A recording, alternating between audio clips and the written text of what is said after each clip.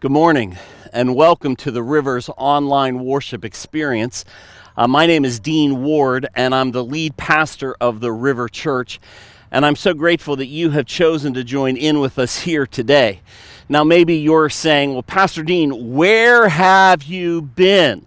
Well, my wife and I, as I mentioned at the end of the sermon 4 weeks ago, were blessed to be able to take a 3-week trip to celebrate our 30th wedding anniversary that we celebrated last year. So we were celebrating our 31st wedding anniversary, and it was a great time. We went to my wife's favorite place on earth. We went to Italy for 3 weeks, and we spent a week in 3 different areas of Italy, and I've never seen my wife so happy.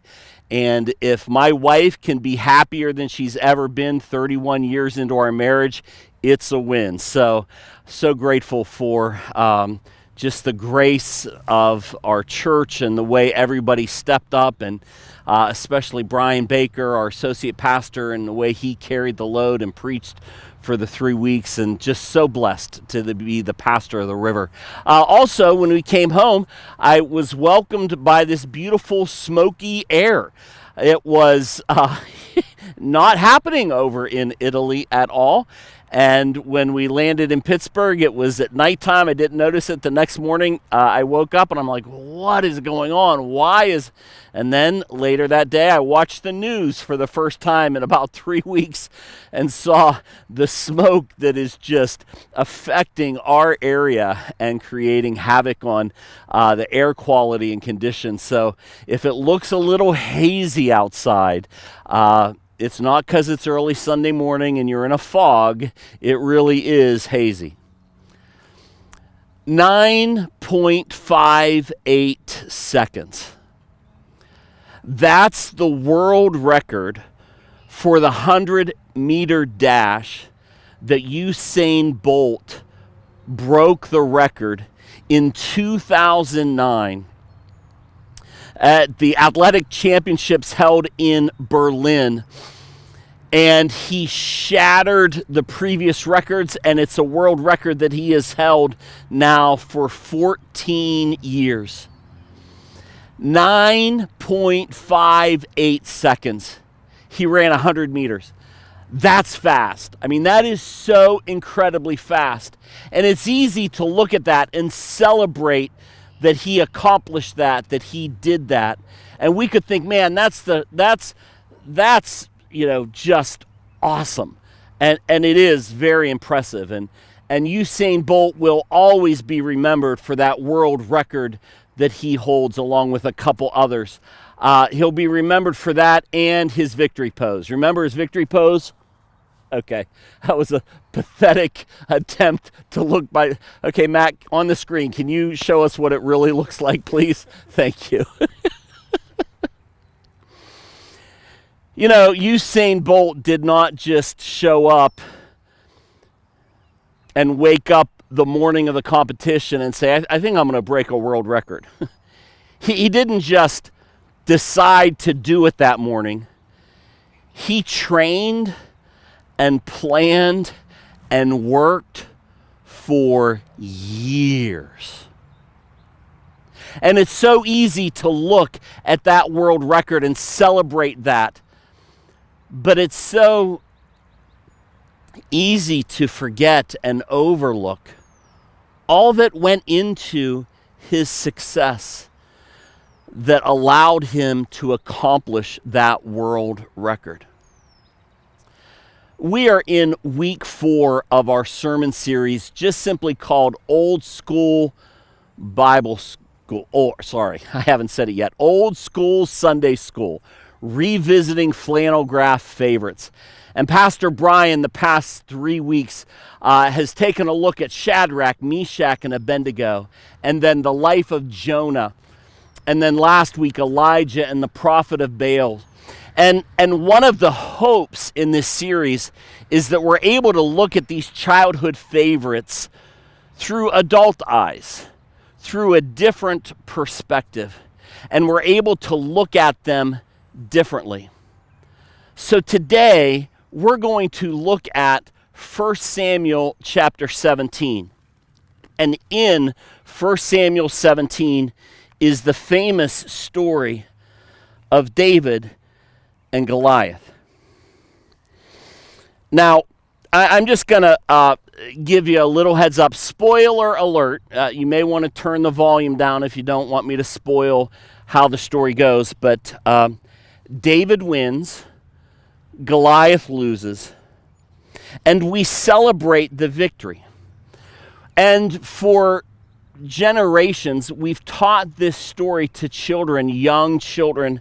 And one of the overarching themes that we draw out in the lives of young children is that God is bigger than your giants, and God can help you win over your giants. He can help you win the battles that you will face in life. I have in 2 weeks, I will have a 4-year-old grandson. Right now, he's 3 years old. And his Aunt Abby told him last week that when he's 14 years old, he's allowed to watch Godzilla.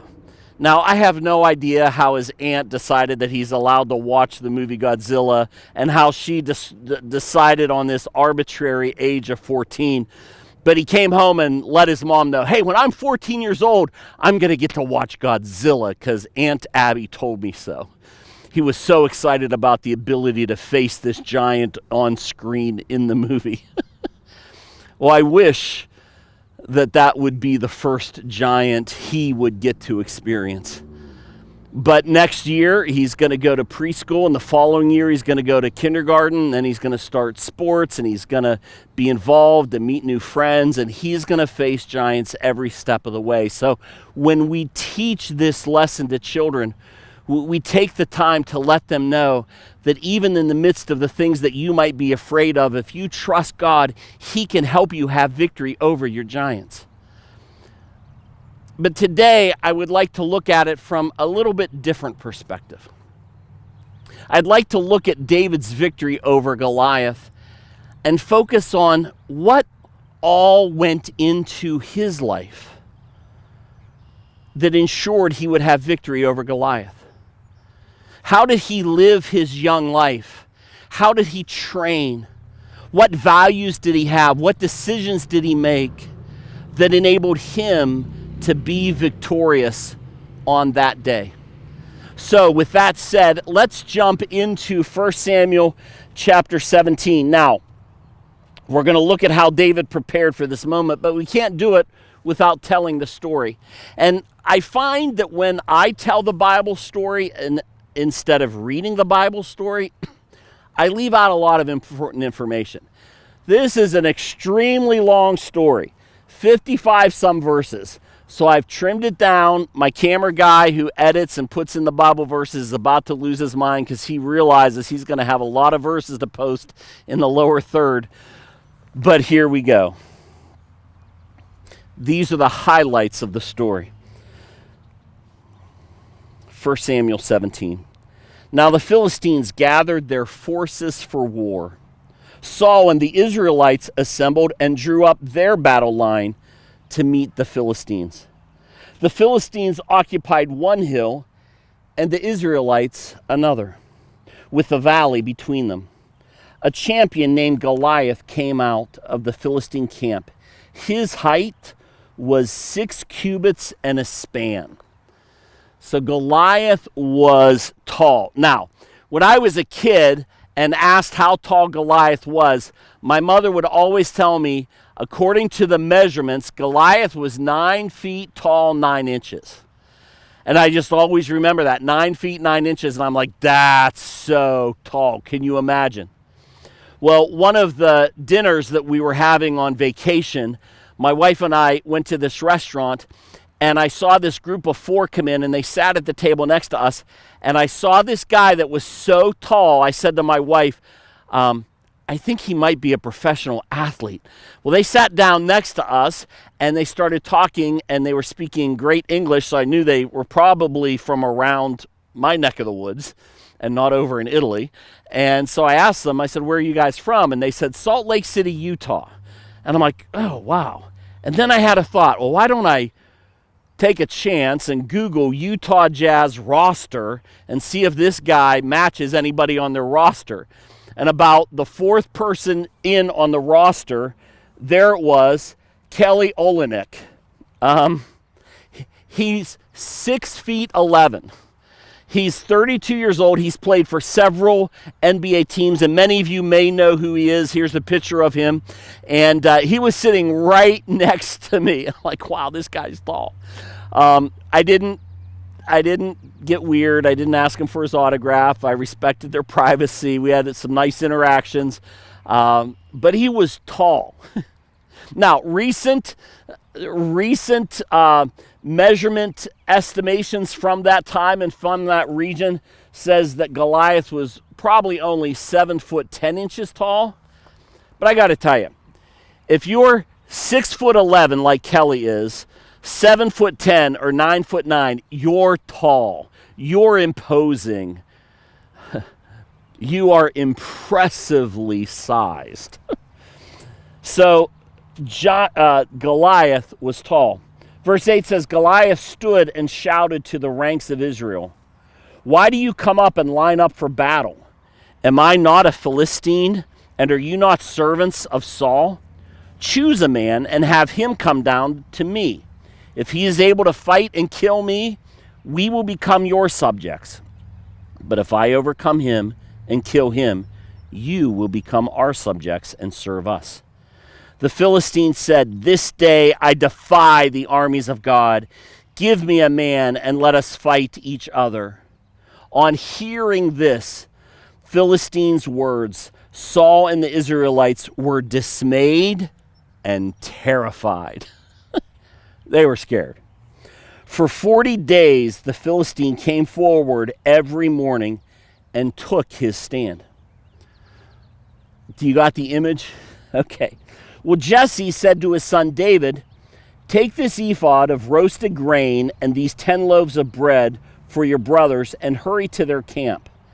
Take along these 10 cheeses to the commander of their unit.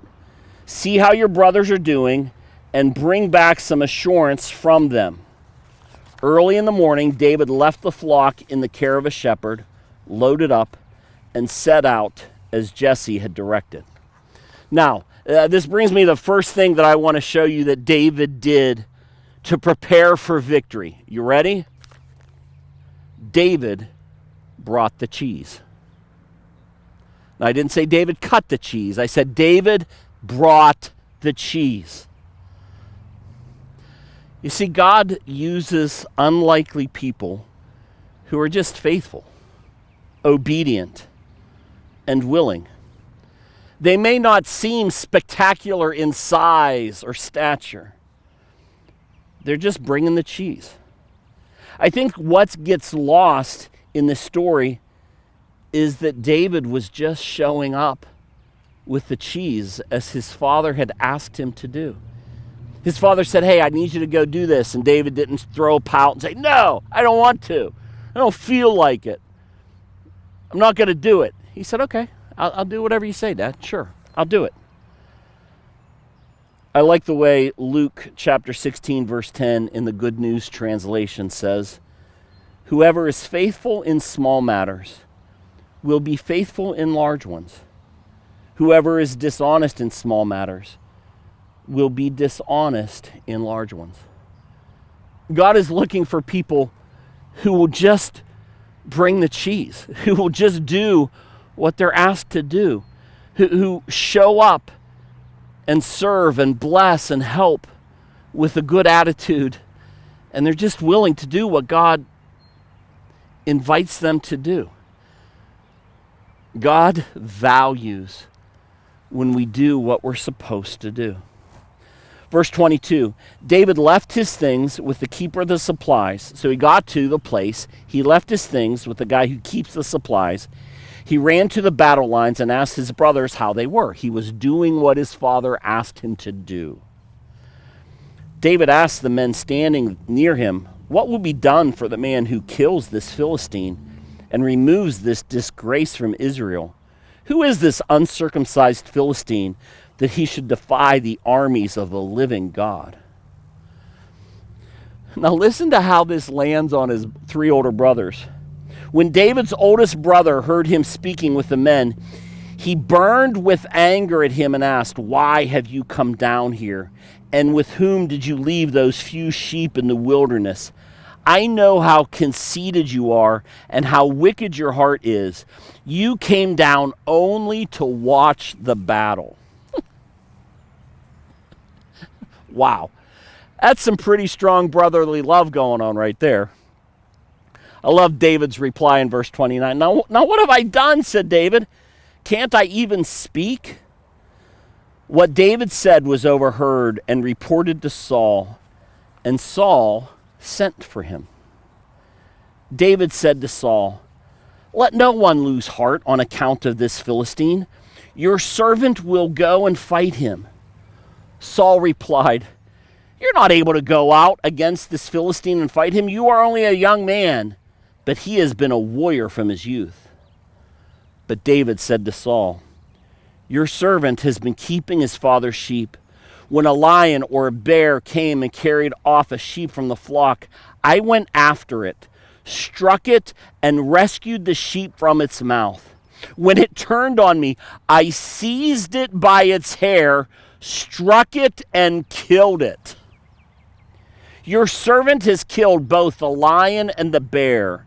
This uncircumcised Philistine will be like one of them, because he has defied the armies of the living God. The Lord who rescued me from the paw of the lion and the paw of the bear will rescue me from the hand of this Philistine." David, he fiercely protected, and he trusted in God. He didn't live in fear. He didn't live in fear of his foes, whether it was a lion or a bear or a Philistine. He trusted in God. Saul said to David, "Go, and the Lord be with you." I want to invite you to watch this video to give us a little context, just simply called 5 Smooth Stones.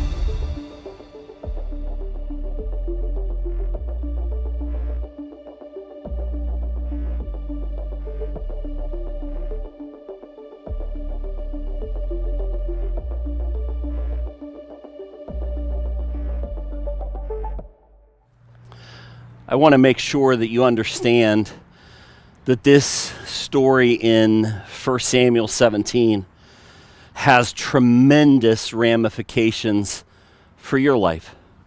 Tremendous lessons that you can learn. Things that David does in this story and in his life that will prepare you for whatever you face. I want to invite you to read this story in its entirety, just one chapter, 1 Samuel 17. I want you to read it. And I would like to invite you to read it every day for the next week. And just read it, and read it, and read it, and allow our God, the God of this story, to speak to you relating to all that you are facing in your life. Let's pick the story back up in verse 38. So Saul basically gave David the keys to the kingdom and said, "Okay, you can do it. Go ahead. Here you go." Verse 38, then Saul dressed David in his own tunic. He put a coat of armor on him and a bronze helmet on his head. David fastened on his sword over the tunic and tried walking around because he was not used to them. I love this. David says, I cannot go in these, he said to Saul, because I'm not used to them. So he took them off. Now, I just want to pause there. And I want to invite you to think of the courage of David when told by Saul, the king of Israel, that he could go fight this giant as long as he used his armor and his weaponry. And David tried it on. David tried. And then he said, look, I can't do it your way. I'm a shepherd. I'm good with a slingshot. I've destroyed a bear and a lion. I can do this, but let me do it in a way that's congruent with who I am. Let me do it in a way that matches who God created me to be. I haven't been trained in all this warfare the way you guys have with all this stuff.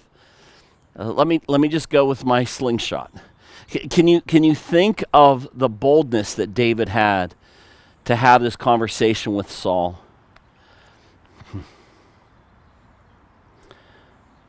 Verse 40, then he took his staff in his hand, and he chose 5 smooth stones from the stream, put them in his pouch of his shepherd's bag, and with the sling in his hand, approached the Philistine.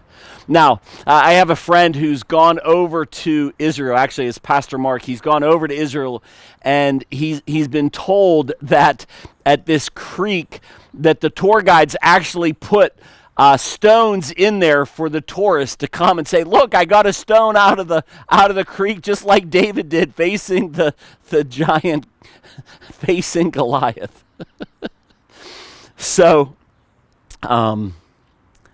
David just went and got what he... Now, if you think these stones were just little itty-bitty pebbles, here's a picture of what the historians believe these 5 smooth stones would have looked something like this. These were the kind of stones that they used with their slingshots back in the day. Get hit in the head with one of those, that'll leave a mark. Leslie and I, when we were in Italy, had the sincere privilege of being able to go to Florence and tour the museum where Michelangelo's sculpture, David, is on display. And this was a very moving experience. And this statue of David that he carved is not the height and stature of David. It's actually 17 feet tall. So it's twice the size that Goliath was.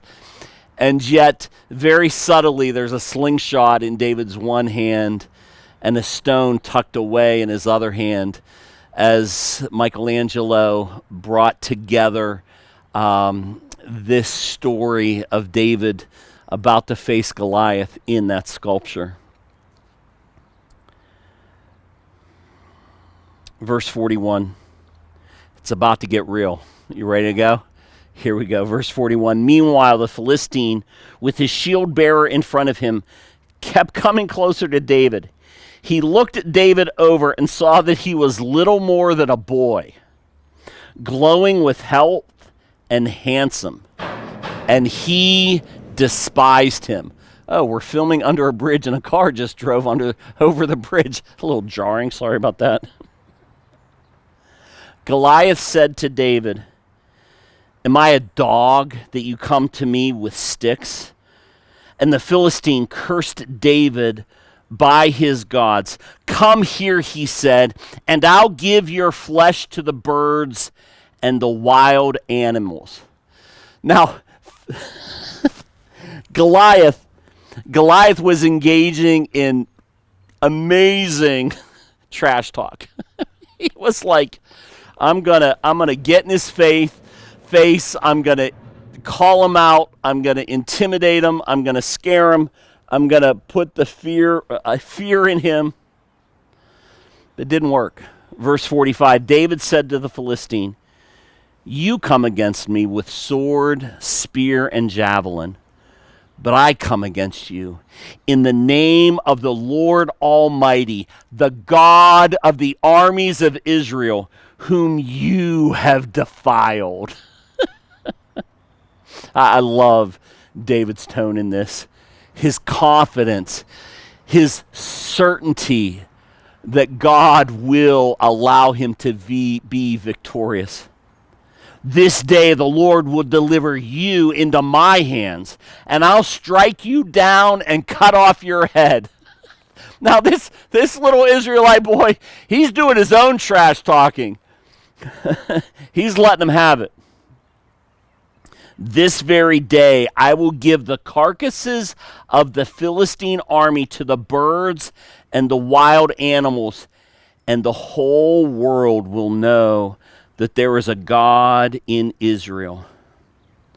All those gathered here will know it is not by sword or spear that the Lord saves, for the battle is the Lord's, and he will give all of you into our hands. Now, I don't know if Goliath was quaking in his sandals or his boots, if he was shaking in his boots at those words, but he should have been. Verse 48. And the Philistine moved closer to attack him. David ran quickly toward the battle line to meet him. Reaching into his bag and taking out a stone, he slung it and struck the Philistine in the forehead, on the forehead. The stone sank into his forehead, and he fell face down into the ground. David gave Goliath the ultimate concussion. I mean, that stone sank into his forehead.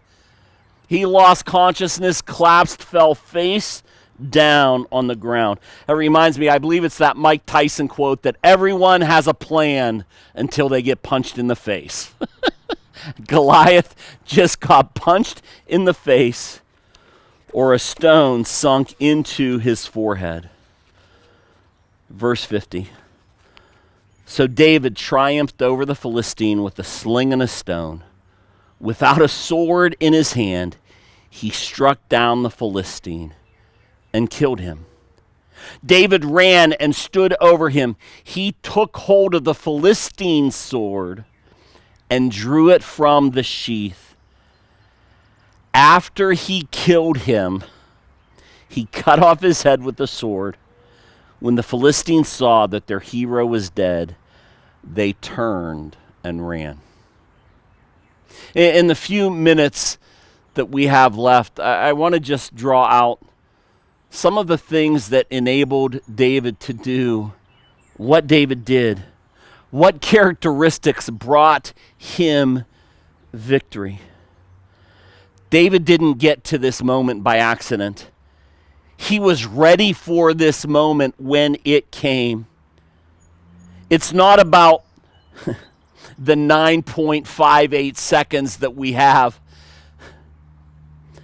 where all the glory and the hype is, but it's in the training, in the preparedness.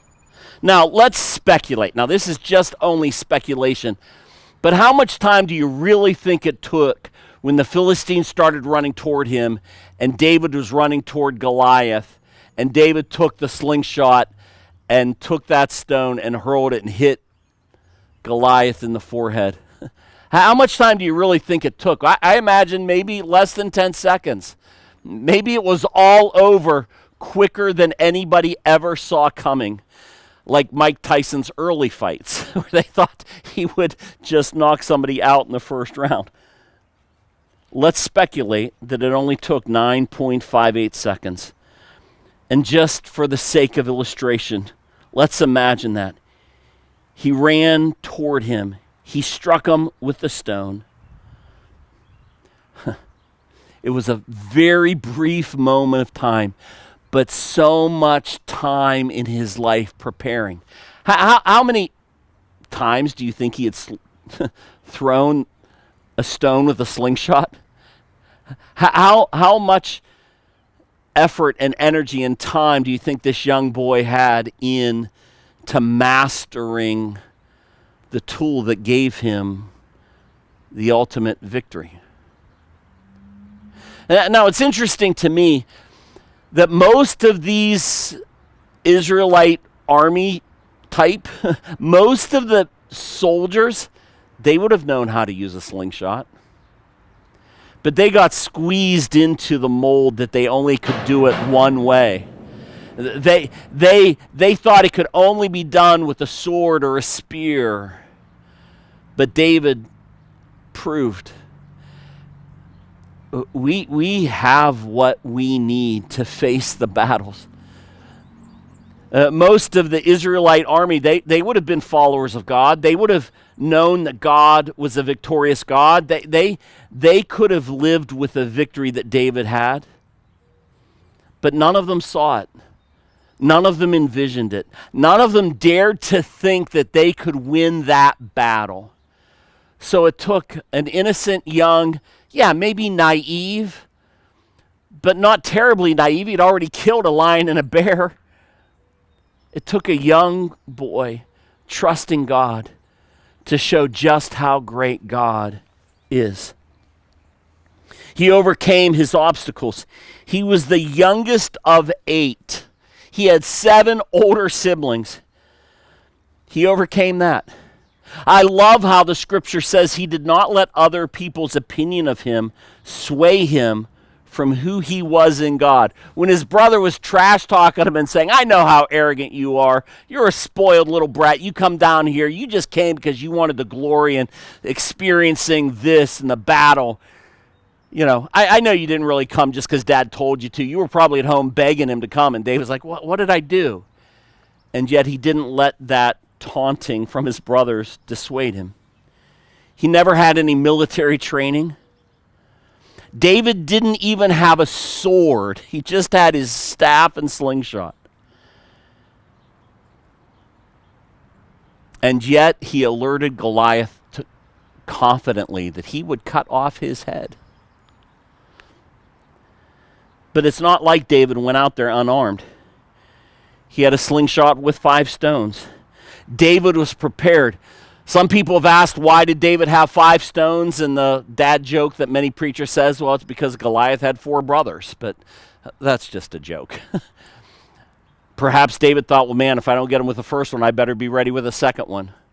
Or maybe he thought, when I take care of this Philistine, maybe their armies will come and rush after me, and I need to be better prepared with more stones. Preparation for facing the battle of his life. Now, that's not much of the story that our kids are taught, and yet, as adults, it's one that we can learn from. David is agile and quick. He knew his advantage was in God and his agility and quickness. David was obedient in the non-glamorous things he was asked to do. He trusted God. He was still tending the sheep, even though he'd already been anointed by Samuel. He was still bringing the cheese. David had a deep trust in the Lord, was confident his God, the one true God, would be victorious. Now, part of why I want you to read this story is because I want you to allow the Holy Spirit to point out to you maybe where you might be acting like or having the attitude like the soldiers of Israel who followed the same God, who had the same training David did with a slingshot, and yet they cowered in fear from what was facing them, taunting them. And I want to invite you to consider living your life with the innocent trust in a trustworthy God. I would like to invite you to look back in your life at how God came through for you at different times in your life. How he came through for you at different periods that maybe you have forgotten. Because David didn't forget. God was faithful to him and allowed him to be victorious over the bear and the lion. And David's like, hey, I won these battles before. I can do it this time as well. And it's my hope that when your 9.58 second opportunity comes, that you will be victorious because you are prepared and you trust and you don't shrink back in fear, but you move forward in faith in the living God. God bless you, everybody. Thank you so much for joining us with us today. Can't wait till I get to see you again next Sunday. God bless.